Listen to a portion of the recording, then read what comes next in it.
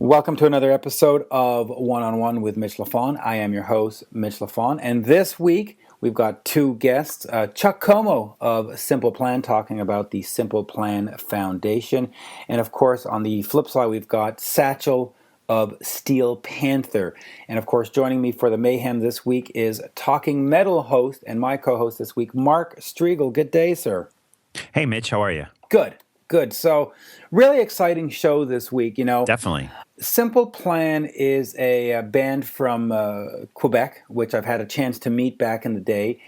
And, last year I did this charity thing for the palliative care home in Hudson.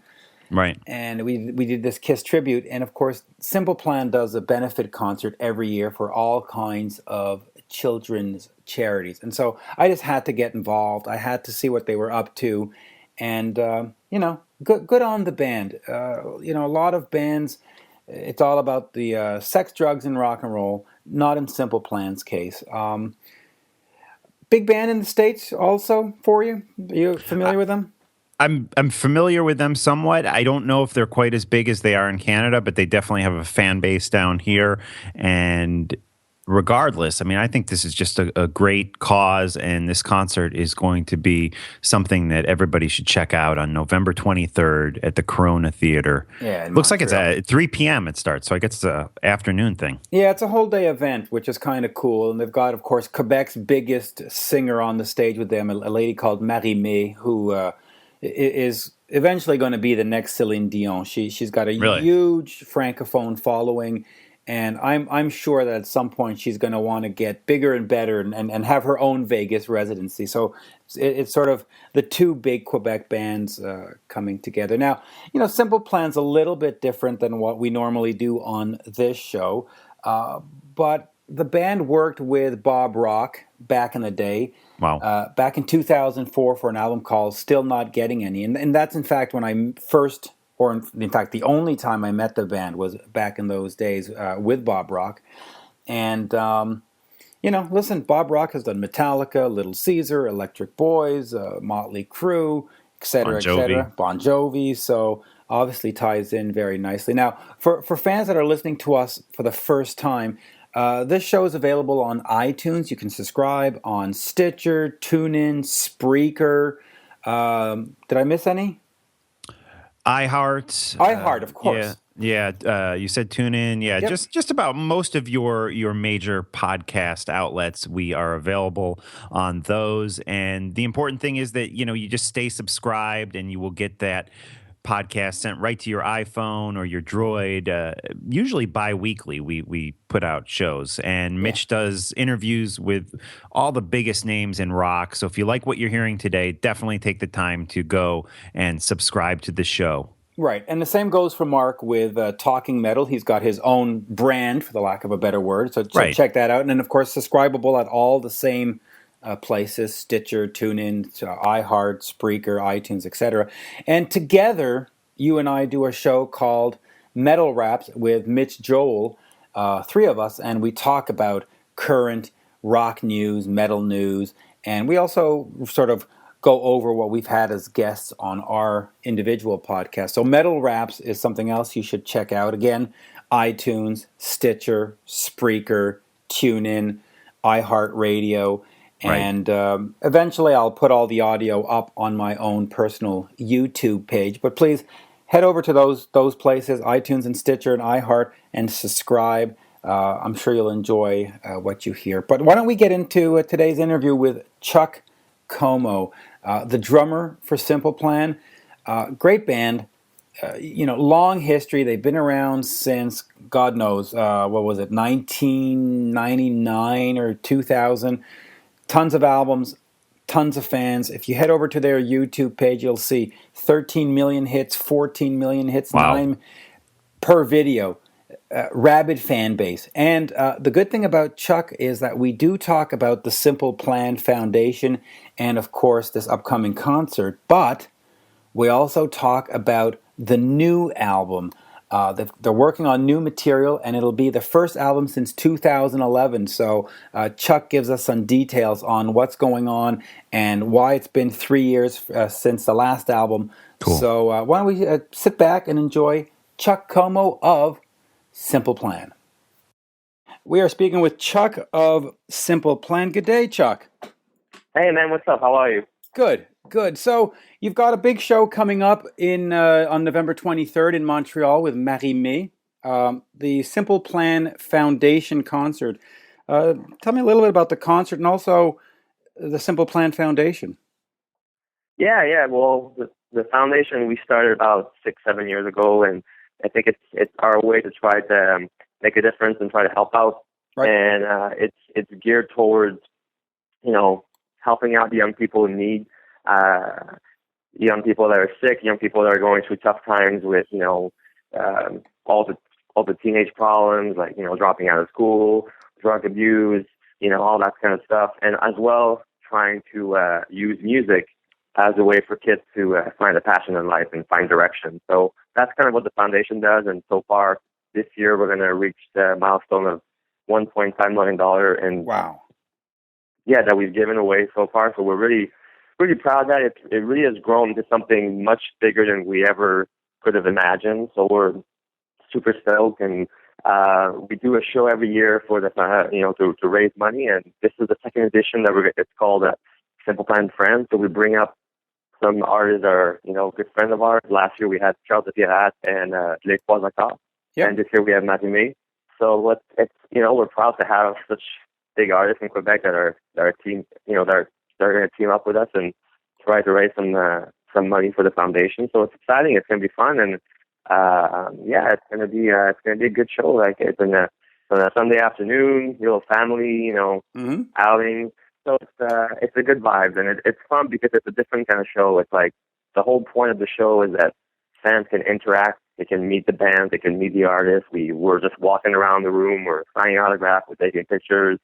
So it's really not like a normal rock show where there's, you're backstage and there's barricades and you don't meet the band and everything. Right. It's a different concept, and I think our fans love it because there's a chance for them to, talk to us and get some updates on the new album and all that kind of stuff, Yeah, I want to talk to you about the new album as well, but let me just go back to the Simple Plan Foundation. What was in you that made you create the foundation? I mean, you certainly could just pick a charity and send off a check and say, okay, thank you very much. But why get involved to the point of having a foundation? And why is it important for you to support these charities? Yeah, you know what? I think it felt like it all came, at least for me, from a conversation I had with my dad, which, right. Big influence on me. And he was, he was talking to me, and my mom was there too. And they were talking about, hey, like you're doing a lot of great things, and he was selling a lot of records and tickets and all that, but what's the legacy here? Like you guys are in a position where you can do something more than just being, a band that had some success and whatever, but you can do something that's even more tangible, and that's going to last even longer. And they were like, let's do it instead of just showing up for something and, as for a charity thing and kind of leaving and you don't know how the money's handled and you don't know what the projects are. And, why don't we just take a chance and do our own thing? And then we can control exactly how it's going to be run. Nobody is paid. Like everybody is completely working for free. There's right. It's all volunteers, which, I think is different from a lot of the other charities out there. So that was important for us. And also it came from all the letters that we got from our fans. Like we get tons of letters and tons of emails and tons of kids after the show that come up to us, and they're like, I'm going through this thing and it's really hard. If it wasn't for your music or for music in general, I wouldn't be here today. And you kind of like, first time you hear it, you're just kind of like, okay, it's probably exaggeration. But right. Then you hear it, 10 times, 20 times, 100 times, and you realize that a lot of young people out there are going through real tough times. So we wanted to sort of try to make a difference. And I think that's where the motivation came from. When you hear a fan say that to you, I mean, it does blow your mind, but when you started writing music, was any of it to have this impact on children? Did you even think of that? Or did you just sort of say, it's a fun pop song, let's just write it? I mean, did you ever think it was going to affect people? Well, it's funny. I don't think you have necessarily when you start out like this aspiration, like when we were like 15 years old, like, hey, we're gonna become a really big band and start our own foundation and write songs that, people are going to use for their lives. Like, I'm not sure that it necessarily crosses your mind. However, I would say that for me, music has always been a way to deal with whatever issues I was going through, and I always gravitated towards songs that had more meaning, and that songs that I could relate to, and songs that when you would listen to them, you would get emotions and you would feel something, So when we started writing, naturally, because that's what we were into, and that's kind of what we aimed to do, you know what I mean? And so on the first record, for example, there's a song called Perfect that it's probably the band's kind of signature song, maybe. Right. And I can definitely a fan's favorite. We close every show with it, and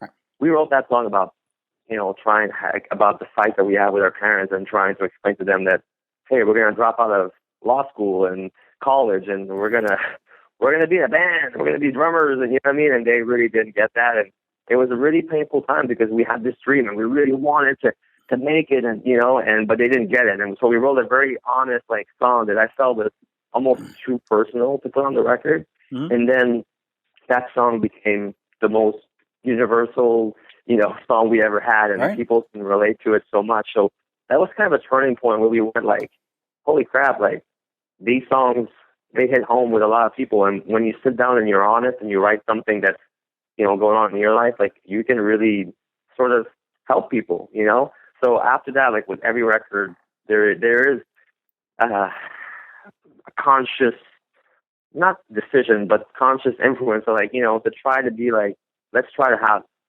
those songs on the album, because now people, our fans, wait for them. They're like, man, and I hear it all the time, I can't wait for your new record. I'm going through so much stuff right now, and I need songs that speak to me, and I need your new record, So when you hear that, there's a little bit of added pressure, okay, you can't just kind of phone it in and just put 12 songs or just random and whatever. It has to mean something to you, and this way it will mean something to them, So that's kind of the approach that we have when we write songs. Does it get more complicated, though, now that you know that people are waiting for them? Because before it sort of just comes out of you naturally, that's what you're feeling, your emotion. And sometimes you can get sucked into being contrived and saying, oh, this is what I think. Does it get harder with every album? Yeah. It definitely does. And for first of all, because we're making our 5th record right now. Yeah, so I want to ask about that. It's, we wrote a lot about us already. we had a lot of stuff going, and obviously our lives have changed too, even though I still feel, because I still feel like the same kid and I was when we wrote our first record, but sometimes the perception is oh, you can't write about that. You're 35 years old, and you guys have to evolve, and you have to. And it's a very tricky balance of because sometimes things or a story that you want to tell feels really genuine to you, but it can be perceived as you're trying to please your fans, and you're trying to and it's a very interesting kind of delicate balance. But the way that we kind of look at it is that if it feels true when we sit down and we start writing, and it feels genuine, then we usually run with it, and we don't worry too much about what the critics are going to say or people, because at the end of the day, what matters is we're more a band we're more like a people's band, you know what I mean? We're not going to get the crazy 5-star reviews, and we kind of know it, and we accept it. Obviously, we aimed it would be great, if everybody would love the record equally. But at the end of the day, what really matters to me more is if I get those kids in the front row, singing every word and really freaking out over the albums and the songs. So that's what, we trust our gut and we trust our heart like that. And you can't overthink it. You just have to sit down and write what feels real, But there's definitely a little bit of added pressure sometimes. Yeah. We're man, we need that special song, that song that's gonna connect to people, Yeah, and you have to do it without sounding fake or contrived. Now, you mentioned law school and telling your parents you had to drop out. Now, you were over at McGill trying to do a law degree, and my mom teaches over at McGill. Oh, nice. Yeah, so was there a plan B? Because becoming a sort of a famous rock star is sort of everybody's plan A, and it doesn't really work out for a lot of us, including myself.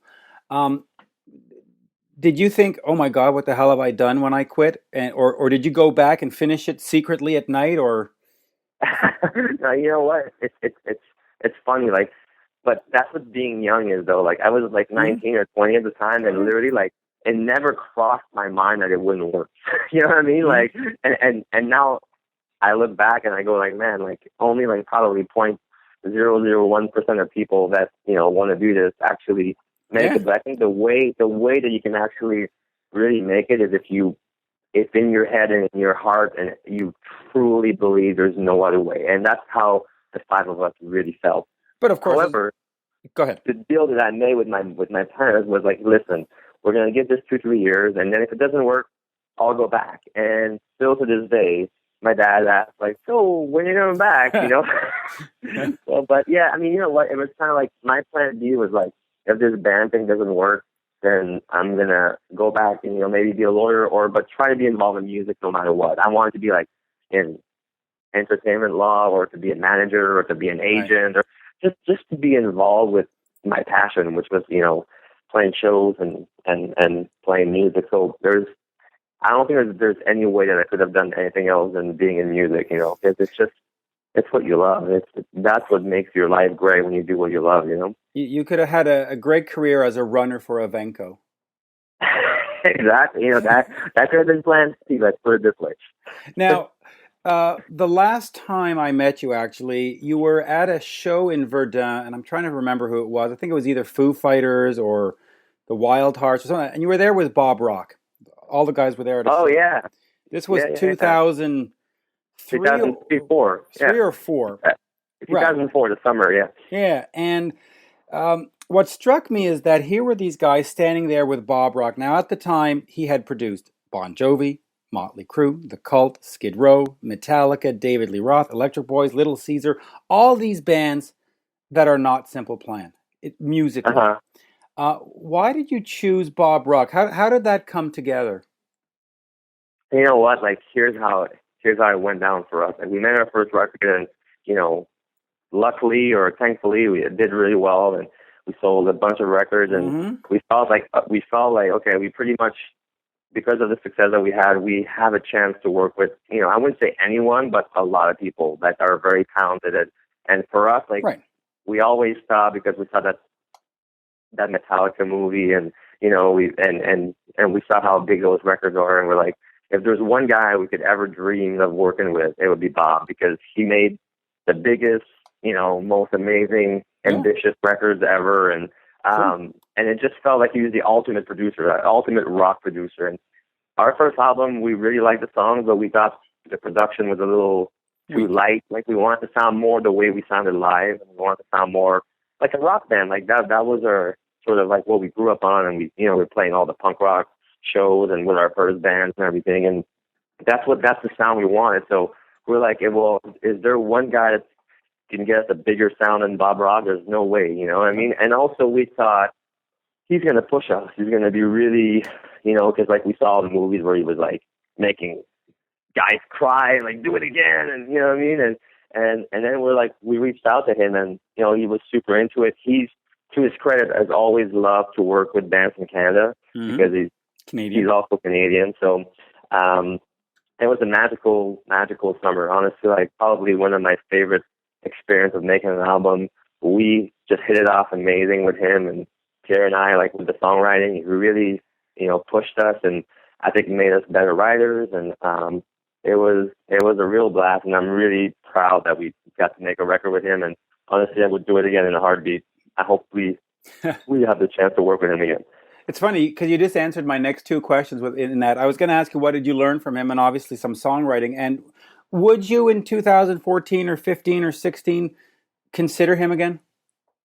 Oh, hell yeah. I think it would be amazing. I think it would be great because you know what? Like I hate all these labels because look at Bob Rock. He just made the Michael Bublé record. Yep. I mean, who would have thought that Bob Rock, the guy who made the Black Album, could, make Michael Bublé record? But the thing is when you're talented, you're versatile and you can do anything. And I think he has a great mind for music. And I think that even though, the music scene has changed and it's harder and harder for rock bands like us, that use a lot of guitars and drums. And it's hard out there because radio doesn't play a lot of those. You know what I mean? It's really has changed a lot and has become all about like, you know, drum loops and drum machines and, you know, and just a different aesthetic in general, you know. But I think that, I mean, my belief is that a special song, you know, can always cut through, you know what I mean? So if you write, you're always 3 minutes away from being the biggest band in the world, and I think that we could definitely, with Bobby, could help us, you know, create that special magic of a song, you know what I mean? So I would love to work with him again. Oh, absolutely. Now, you know, you're talking about how the things in the music biz change very quickly. Years ago, you know, you had decades, the 70s, the 80s. Now, your last album 3 years ago, Get Your Heart On, and the music business has changed in those 3 years. You know, well, how is their new album coming along? Yeah, it's going great. We've been writing for the last pretty much year now, nonstop. We got about almost 50 songs now that we've got. We're going to probably write over like 60, 70 songs and break that down to like 11. So that either tells you two things. Either we're very picky and we work hard, or we're not that good and it takes a long time to write 12 good songs. So it's one of the two. But basically, yeah, it is not easy right now because, you know, it's a fight for us to you know, stay focused, relevant, you know, relevant, okay. Like to stay, you know, because it's like we're on our fifth record. Really, most bands after 2, 3, they're done, or they start to put out stuff that people don't really care about, and they just want to hear like the first, second record hits. You know what I mean? And I feel like we were able to avoid that. Like the last tour that we did, we toured for 2 years on Get Your Heart On, and literally like people were even more excited when we were playing the new stuff than the old songs, you know. So that's a good sign at the band that you're still current. People still care about the new stuff, you know.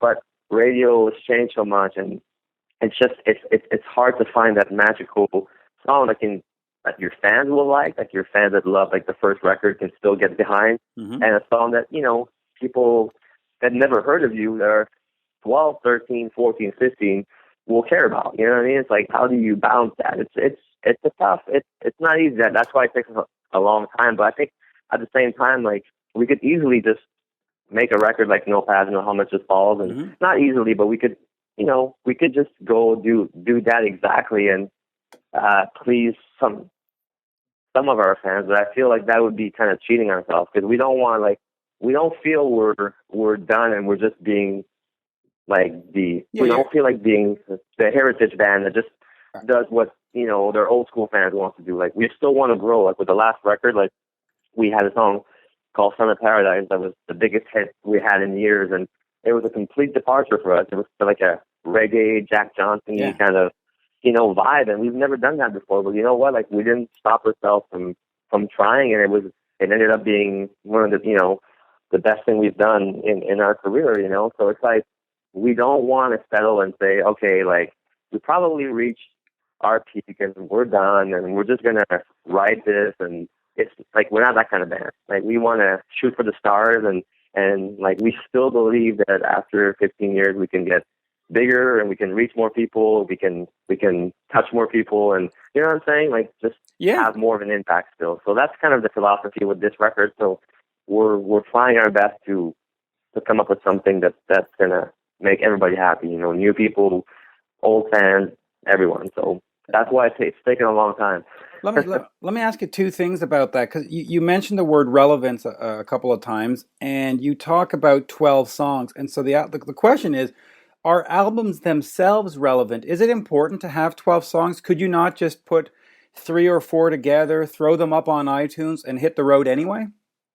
Yeah, you know what? It's interesting. We ask ourselves that question all the time, and we did put out an EP last year that had like six, 7 songs that were kind of like a B-side from the Get Your Heart On, and it was interesting because it didn't have.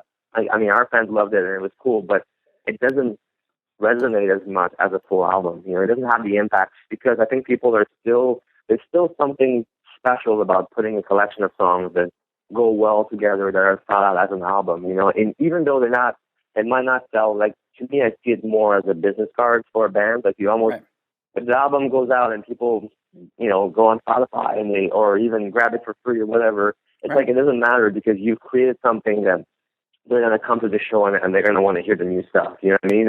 And I think if you only put out 3-4 songs, it's like, and you go on tour, it's like, well, okay, that's just 3 new things. Like, I don't think kids are going to be as excited as if you put out like 11 or 12 or whatever fantastic songs, and that's, and it's it sounds like a little old school, but like we still want like the album to be, because now it's all about the singles. Like really, like it is. If you break it down, like it went back to like a 50s style model or a 60s model where it's all about the 45 and the one song, and that's what labels care about. That's what even fans care about. Like they don't buy a full record, they buy songs. Right. Well, but like you said, you're 3 minutes away away from, like you said, you're 3 minutes away from conquering the world in a sense, right? You're that one single away. Yeah. So exactly. So crafting that song, that one special single, is super important. But I really feel like, for me, like our hardcore fans and the fans that come to our shows and that line up like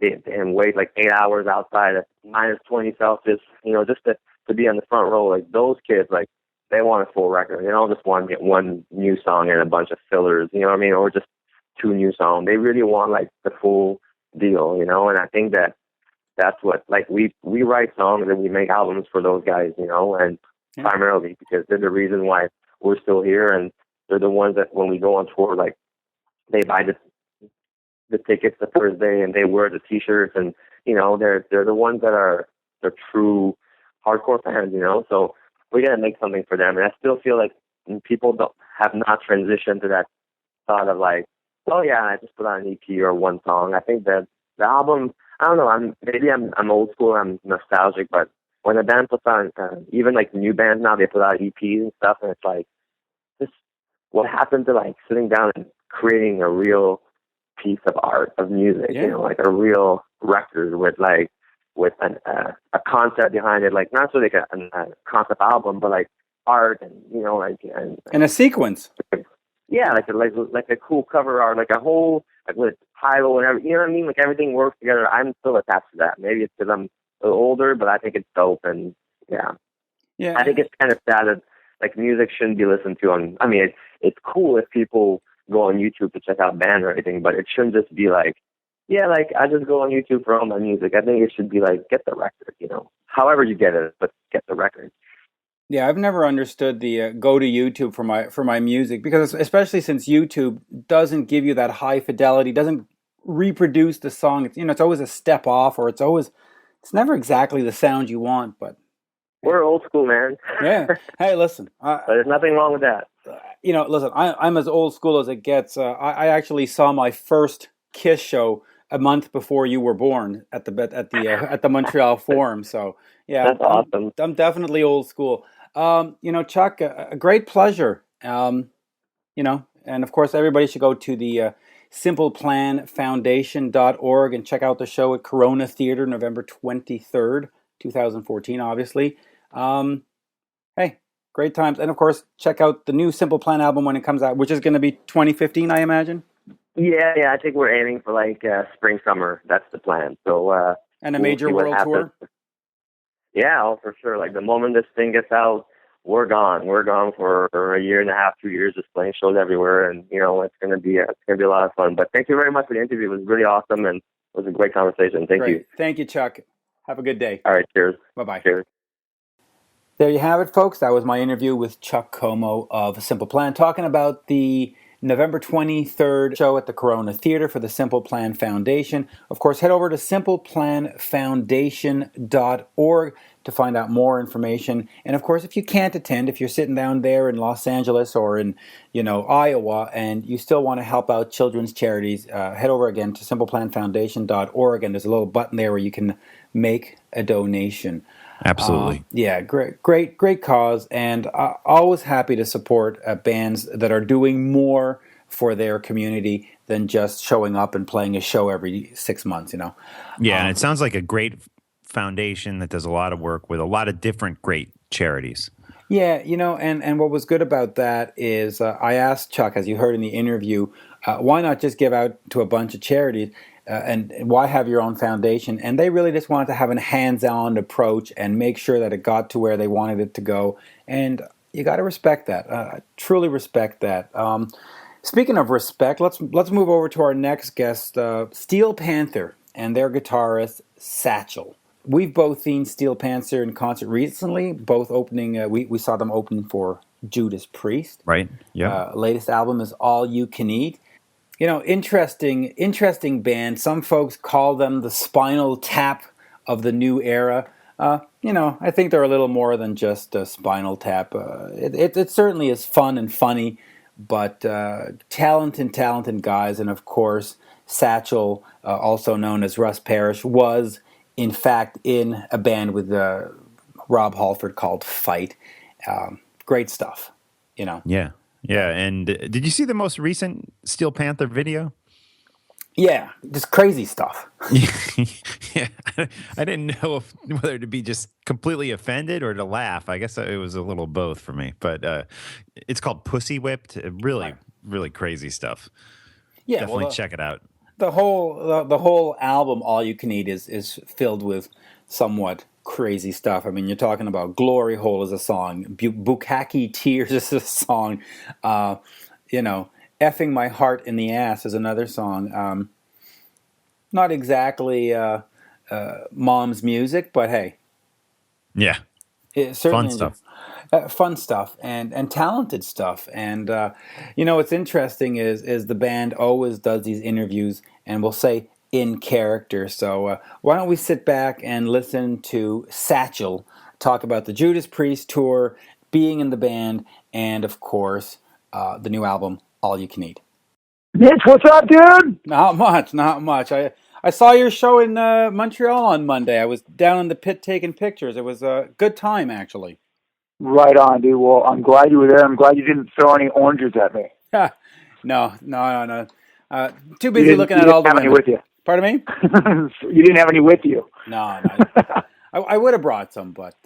Yeah, well, next time, make sure they're fresh, because I like fresh oranges. So let's talk about this tour with Judas Priest. What makes it a good pairing to have Steel Panther out there with the metal god and Judas Priest? Well, you know, you get to see two fucking great bands. Judas Priest is obviously a great fucking band, and Steel Panther is a great fucking band. So for us, it's great because there's a lot of people that love Judas Priest. They've got an older audience. They've been around for a long time, 40 fucking years, you know. And, you know, for us, it puts us in front of a lot of people that probably wouldn't normally see us.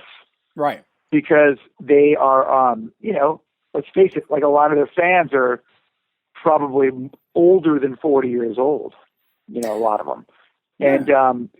And there are a lot of people that are that old, myself included, don't hunt down new bands a lot of the times. You know, you're not out there looking for new shit to listen to.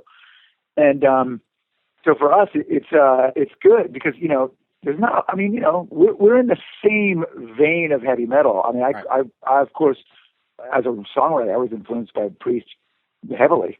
And so it's the same vein of heavy metal. We're not thrash, we're not doom metal, we're not death metal. We're a heavy metal band in the same way I would consider Judas Priest a heavy metal band musically.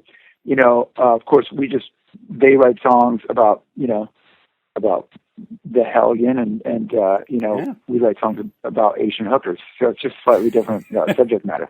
Yeah, slightly different. You know, speaking of the metal god, back in the day, he had a band called Fight. Were you ever into them? Did you like them at all?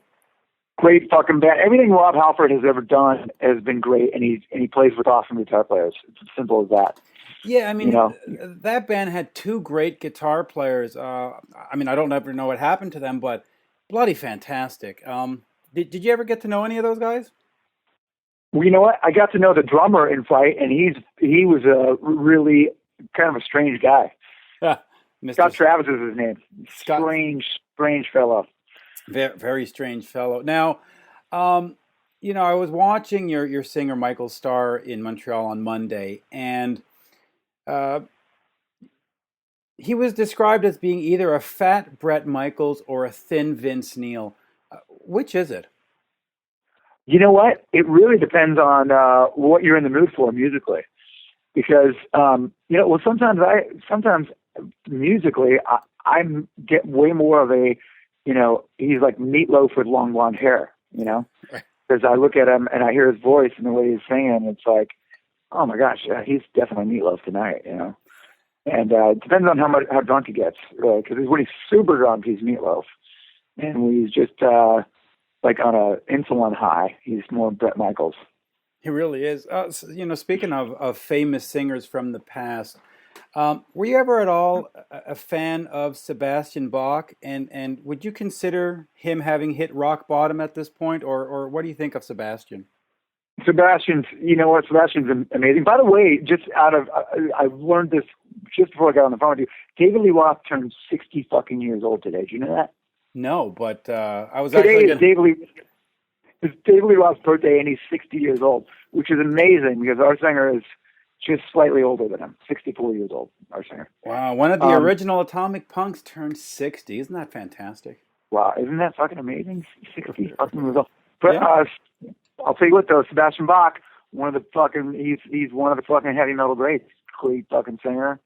He's got the scream, he's got the fucking look. I'm telling you, that guy has got probably more pussy than everyone in Motley Crue combined. That fucking guy.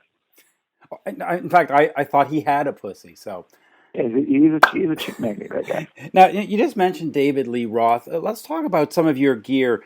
You use the Eddie Van Halen 5150 amplifiers. What attracted you to those? Or what? Oh, you know what? The thing is, if it's got Eddie Van Halen's name on it, then it's good. It's good. It should be good enough for any rock guitar player. Because Eddie fucking Van Halen, he's a great fucking guitar player. If it's good enough for him, it should be good enough for you. And if you can't sound good through something that says Eddie Van Halen on it, then you just need to practice more. Simple as that. But his shit is great. I mean, I've tried virtually every Eddie Van Halen amp that has had his name on it, and they all sound great. They're just modded Marshalls. Like back in the day, in the 80s, it was hard to get. Sometimes it was hard to find a good amp. Like there wasn't enough gain on a lot of amps, and that's why there became a business out of like modifying Marshall heads. Like I don't know if you remember a guy named Lee Jackson. He had a company called Metaltronics for a little while, and then he went and worked at Ampeg. His shit was great. It was all like based on that, like just modifying those Marshall heads, and sounds killer though. And that's kind of like what Eddie did with the EVH thing, Yeah, and you're also a big supporter of Kramer guitars. Tell me a little bit about your gear and why Kramer. Why not go over to some of the competitors? Well, they approached me a few years back, and the stuff they gave me it's all played great and it sounds great. So I use it on. And you know what? I beat the shit out of it live, and throw it around, and it always plays good the next day. So I've never had we did a festival not too long ago. Right. So I threw my guitar around my back, and the strap broke, and the guitar hit the floor coming back around. Are you there? Mm-hmm. Yeah. Just drinking water. Hold on a second. Now you get another call. Sorry.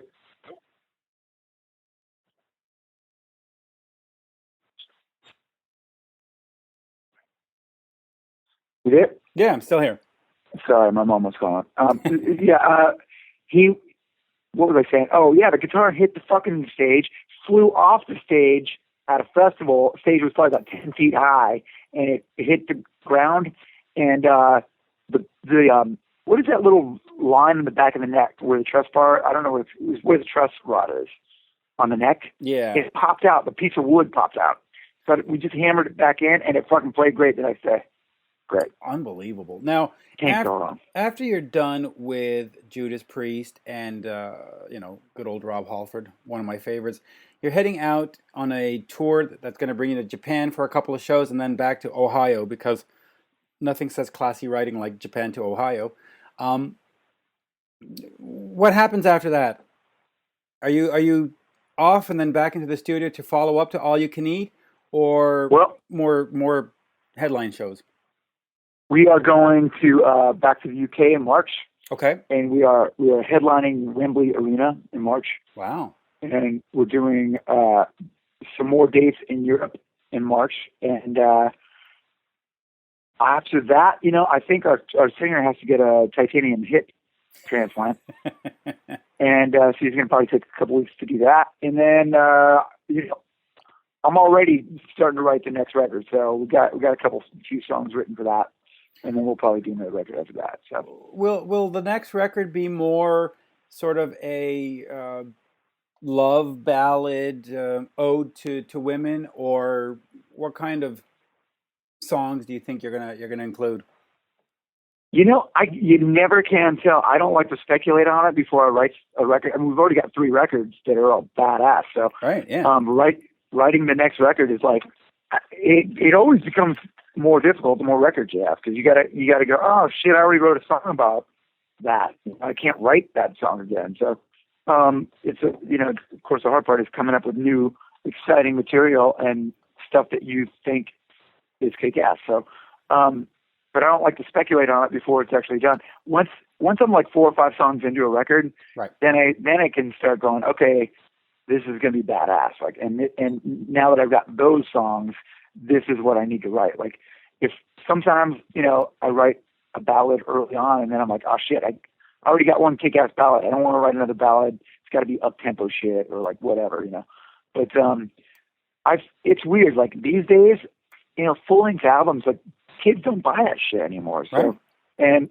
And a lot of times you just don't want to put more than, I don't know what our next record is going to be. Maybe we'll just release like a 5 or 6 song EP or 9 or 10 songs or whatever. I mean, our first 3 records have had, 13, 14 songs on them.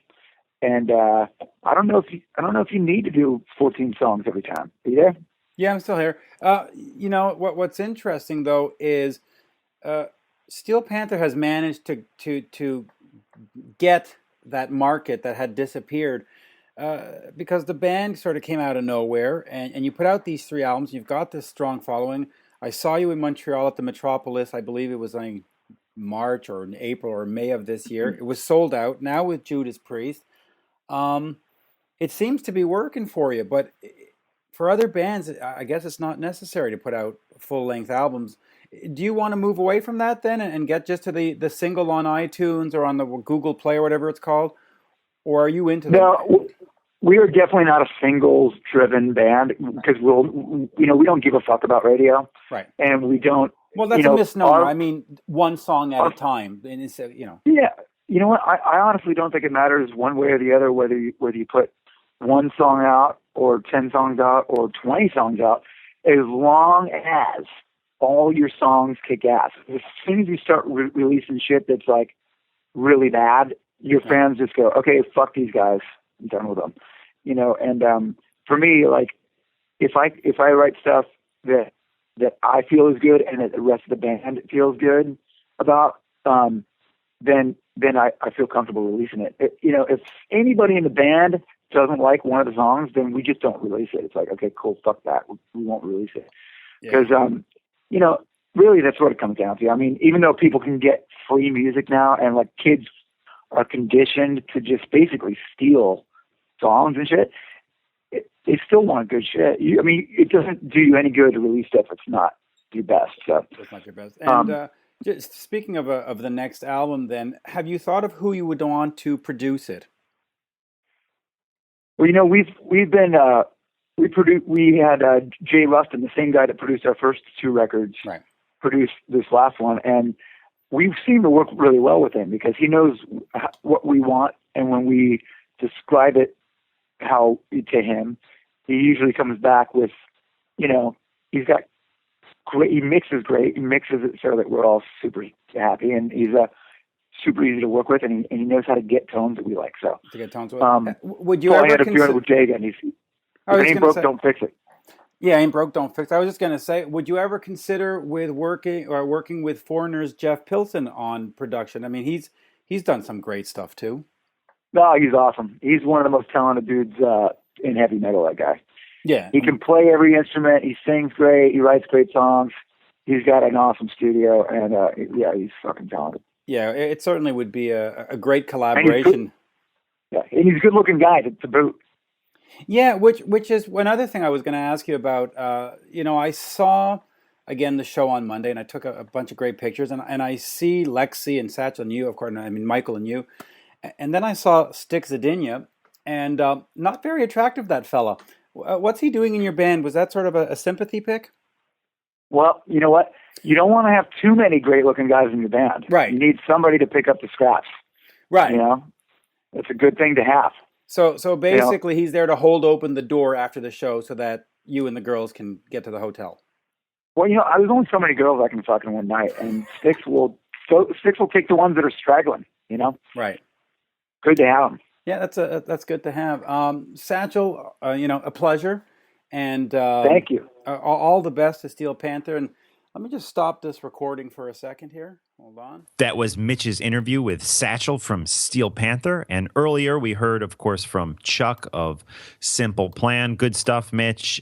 Just want to remind the listeners, you can go to talkingmetal.com and go to the one-on-one section for today's show notes. We'll have links up there to the Foundation's website, to the Simple Plan website, to the Steel Panther website, as well as a bunch of other information. Right, the Twitter feeds and all that. And, of course, head over to simpleplanfoundation.org. If you cannot attend the show on November 23rd, please make a donation. Help out the children and all the charities that they're involved with. Another great show. And if you want to hear more great shows, please subscribe to us on iTunes, on iHeartRadio, on TuneIn, on Spreaker, on Stitcher. And if you like what you hear, tweet about us. Post it on your favorite. Yeah. Spread the word. The more people that join that join us under the tent, the more that we can keep doing this. So thank you, folks, and thank you for listening. And Mark, always a pleasure. Anything coming up on Talking Metal? Yeah, we definitely have plenty of great guests coming up. You can check myself out on the Talking Metal podcast. Again, on talkingmetal.com and on iTunes. And it's always great being here with you, Mitch, on One-on-One with Mitch Lafon. Great.